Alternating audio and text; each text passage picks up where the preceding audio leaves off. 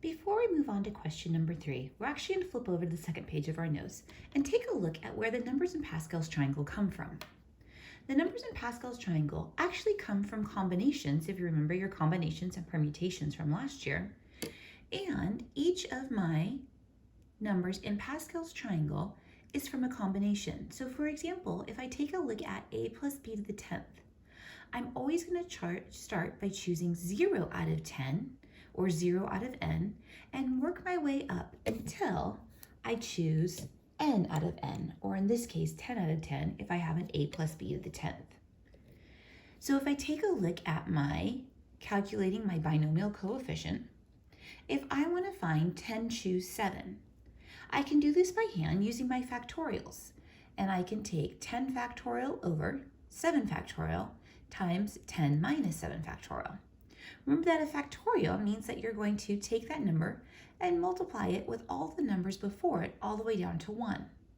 So if I expand out 10 factorial, I get 10 times 9 times 8 times 7 times 6 times 5 times 4 times 3 times 2 times 1 over 7 factorial.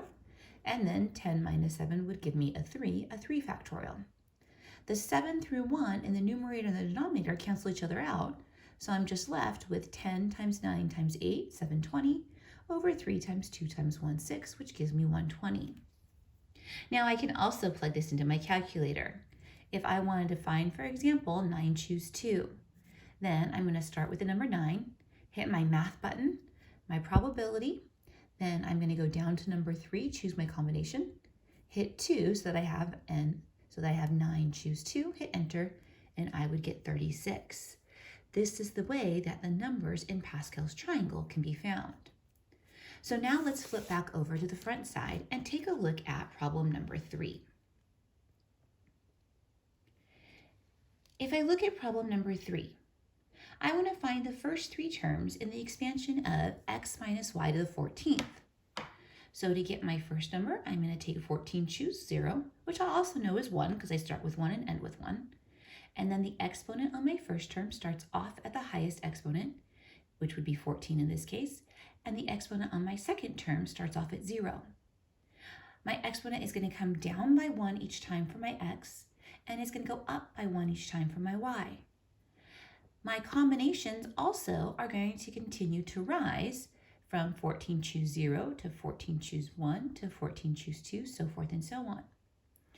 If I take a look at my combination, however many items I'm choosing is also going to match the exponent on my b term. I also know that the exponent on my a term and b term always have to add up to my exponent from the original. And then I can go ahead and calculate those and I get my binomial expansion.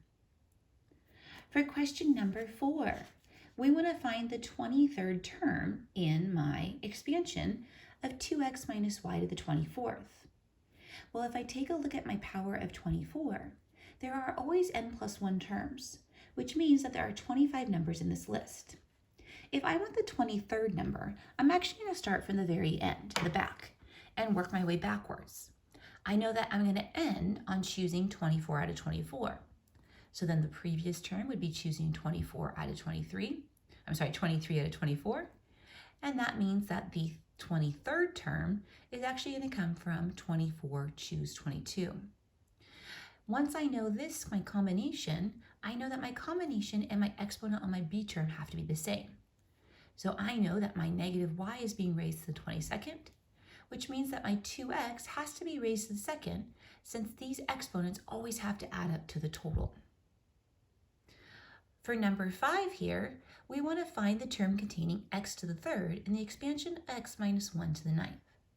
I know that there are going to be 10 numbers in my list because there's always n plus 1 terms.